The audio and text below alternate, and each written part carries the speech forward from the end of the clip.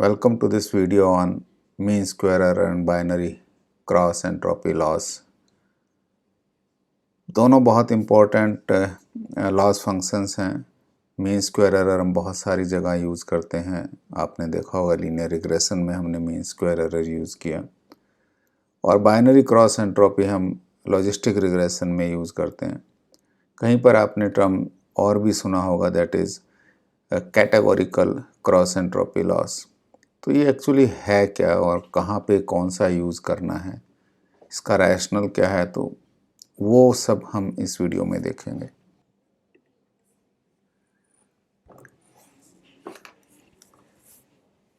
तो अभी तक हमने ये दो एक्सप्रेशन देखे हैं। एक तो मीन स्क्वायर एरर का एक्सप्रेशन जिसमें हम ये प्रेडिक्टेड और जो हमारे पास ग्राउंड ट्रूथ लेबल है उसका डिफरेंस निकाल के उसको स्क्वायर करके उसका मीन लेते हैं। वो हमने पहले डिटेल में थोड़ा डिस्कस किया है उसको लीनियर रिग्रेशन के वीडियो में।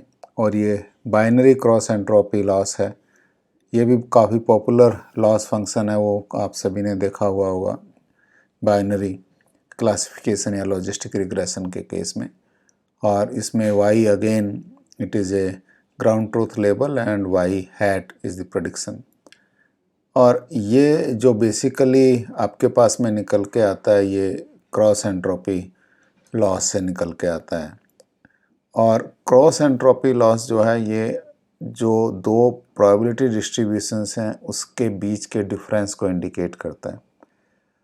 तो अगर आप यहाँ पे भी देखोगे तो हमारे पास में दो जो डिफरेंट प्रोबेबिलिटी डिस्ट्रीब्यूशंस हैं वो कौन कौन से हैं। एक तो हमारे पास में y है और एक हमारे पास में y हैट है। तो एक आपके पास में ग्राउंड ट्रूथ लेवल की प्रोबेबिलिटी है और एक आपके पास में प्रेडिक्शंस हैं जो भी आपको एक प्रोबेबिलिटी देता है। तो ग्राउंड ट्रूथ में जो आपके पास प्रोबेबिलिटी की वैल्यू है वो 0 और 1 होती है, क्योंकि वो आपको पता है कि किसकी प्रोबेबिलिटी कितनी है कि भाई वो एक पर्टिकुलर क्लास को बिलोंग करता है या नहीं करता है। अगर नहीं करता है तो प्रोबेबिलिटी 0 है, अगर करता है तो प्रोबेबिलिटी 1 है। और ये जो एक्सप्रेशन है क्रॉस एंट्रोपी का, ये किसी भी नंबर ऑफ क्लास के लिए ट्रू है, जहाँ पे j की वैल्यू 1 से लेकर नंबर ऑफ क्लास c तक है। चाहे वो 10 क्लासेस आपने क्लासीफाई करनी है, चाहे 100 या 1000 क्लासेस क्लासीफाई करनी है, तो इसमें ये आपके पास में जो फंक्शन है वो सभी के लिए एप्लीकेबल है। इसको समझने के लिए हम एक ग्राफ प्लॉट करते हैं मीन स्क्वायर एरर फंक्शन का और बाइनरी क्रॉस एंट्रोपी फंक्शन का डिफरेंट कंडीशंस के लिए। पहले केस में y की वैल्यू आपके पास में 0 है, तो जो एक पैराबोला बनेगा y हैट स्क्वायर के केस में, और दूसरे केस में जो y की वैल्यू 1 है तो आपके पास में y हैट -1 या 1 माइनस y हैट स्क्वायर का पैराबोला बनेगा। और बाइनरी क्रॉस एंट्रोपी के केस में अगर y की वैल्यू आपके पास 0 है तो यहाँ ये 0 हो जाएगा और ये पूरा का पूरा कैंसिल हो जाएगा। जो आपके पास फंक्शन बचेगा वो सिर्फ log 1 minus y hat i बनेगा। और अगर आपके पास में y की वैल्यू 1 है तो ये वाला कंप्लीट 0 हो जाएगा और आपके पास में जो फंक्शन बनेगा सिर्फ log of y hat i।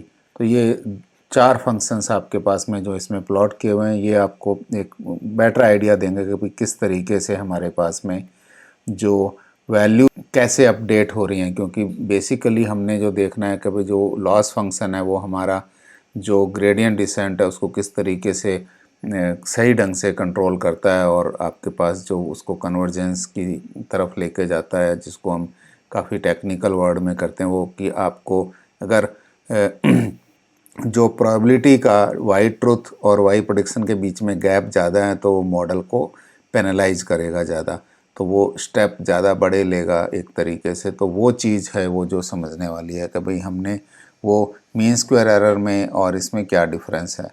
तो अगर ये आप मीन स्क्वायर एरर का अगर देखें और हमारे पास में ये जो ब्लू वाला कर्व है जिसमें y की वैल्यू 0 थी, इसका मतलब जो ग्राउंड ट्रुथ आपके पास में लेबल है वो 0 है।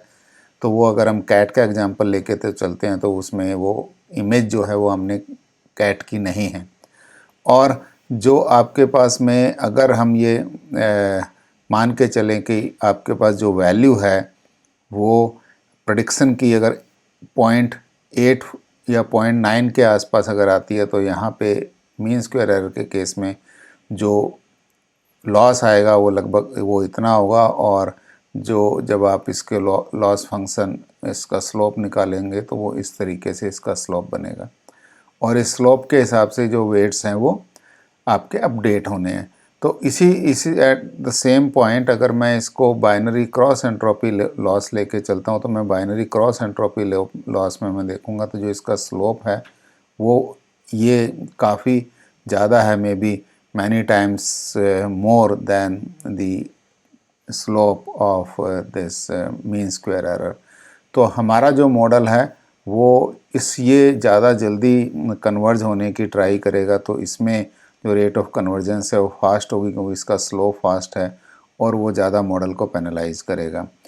तो ये इसका बेसिक एडवांटेज है लॉगरिथमिक फंक्शन का कि जब आपके पास में गैप ज़्यादा होगा प्रोबेबिलिटी डिस्ट्रीब्यूशन में तो वो जो उसी तरीके से मॉडल पेनलाइज होगा। हम दूसरा केस देखते हैं इसी का, जब y इक्वल टू 0 है, ग्राउंड ट्रूथ 0 है, और हम ये मान के चलते हैं कि जो आपके पास में जो वैल्यू है वो भी करीब 0.2 के आसपास है। तो जब इस केस में देखते हैं तो यहाँ पे जो स्लोप है वो डिफरेंस तो है पर बहुत ज़्यादा डिफरेंस नहीं है।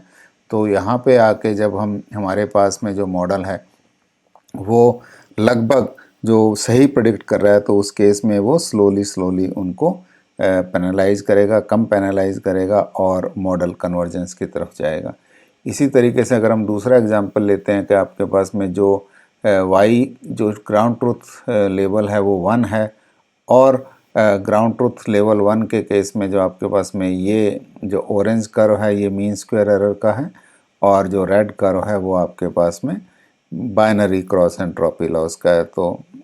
तो अगर इस केस में हम देखें कि आपके पास में जब y की वैल्यू 1 है और जो आपका मॉडल है वो बहुत ज़्यादा अच्छा प्रेडिक्ट नहीं कर रहा है, कुछ इनिशियल गैस हैं, तो सपोज़ आपकी जो वैल्यू आई है प्रेडिक्शन की वो प्रोबेबिलिटी 0.1 के पास आई है, तो यहाँ पे आपके पास स्लोप नेगेटिव में आएगा और वो वैल्यू स्लोप की बहुत कम है as compare to this value.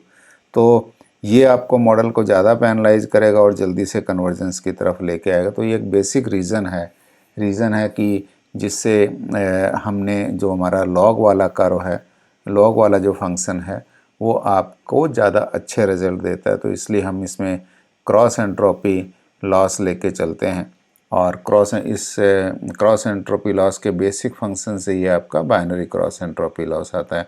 पर जब आपका मल्टी क्लास क्लासिफिकेशन होगा तब हमने ये एक्सप्रेशन यूज़ करना है लॉस के लिए। एक और इसमें जो टर्म है वो ये है कि हमारे पास में क्योंकि ये सारा का सारा जो डाटा है वो प्रोबेबिलिटी डिस्ट्रीब्यूशन पे चलेगा, तो जो y और y की जो वैल्यू है और y प्रेडिक्शन की वैल्यू हमेशा 0 से लेके 1 के बीच में ही होंगी। तो जो ये नेगेटिव साइन है इसके बाहर जो हम लगाते हैं वो इसलिए लगाते हैं कि क्योंकि जो लॉग की जो टर्म्स हैं आपके पास में 0 से लेके जो 0.999 तक है वो नेगेटिव वैल्यू आएंगी, और इसको पॉजिटिव में कन्वर्ट करने के लिए लॉस की वैल्यू को हम यहाँ पे ये नेगेटिव साइन यूज़ करते हैं। तो ये कुछ इसको हम देख भी सकते हैं कि किस तरीके से हम इसको प्लॉट किया है। तो एक मैं बेसिक सा कोड है जो इसमें आपको बता दूंगा किस तरीके से फंक्शन मैंने प्लॉट किए हैं। आप भी पाइथन का अपना कोड बना के इनको प्लॉट कर सकते हैं। तो आप देख सकते हो कि यहाँ पे मैंने एक y हैट जो मैं मॉडल ने जो प्रेडिक्ट किया है उसकी वैल्यू 0.0 से लेके 0.99 तक हमने एक वेक्टर में डाल ली इसको, और उसके बाद में दो केस बनाए। एक हमने बनाया जब y की वैल्यू ग्राउंड ट्रूथ लेवल 0 है तो इसका स्क्वायर करके डायरेक्टली निकाल लिया, और जब हमने इसकी वैल्यू 1 है ग्राउंड ट्रूथ की तो हमने मीन स्क्वायर एरर निकाल लिया। ये 1 माइनस वाई हैट है, इसकी जगह हम y हैट -1 भी लिखेंगे क्योंकि स्क्वायर करना है, तो एक ही बात होगी। इसी तरीके से हमने बाइनरी क्रॉस एंट्रोपी लॉस निकाल लिया है फार्मूले से, 1 माइनस वाई हैट और y हैट वाले फार्मूले से, और इसके बाद में हमने इनको प्लॉट किया है। तो हालांकि इसमें सब प्लॉट की ज़रूरत नहीं है, पहले आप चाहो तो इसको अलग अलग भी प्लॉट करा सकते हो। तो थोड़ा सा पर, क्योंकि उसमें जब आप अलग अलग प्लॉट कराते हैं तो आपको स्केल का आइडिया नहीं रहता है, और स्केल का आइडिया नहीं होगा तो वो स्लोप भी आपको ठीक से इंट्यूट नहीं कर पाओगे कि भी किस तरीके से स्लोप कम या ज़्यादा है।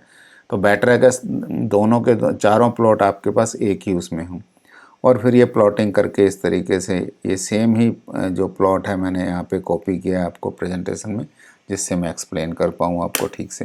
पर फिर भी अगर कुछ चीज़ समझ नहीं आए तो कमेंट बॉक्स में डाल सकते हैं, जिससे इसमें कुछ फर्दर क्लैरिफिकेशन चाहिए तो मैं दे सकता हूँ, और कुछ एग्जांपल लेके भी चीज़ें एक्सप्लेन कर सकते हैं। तो thank you very much for watching this video.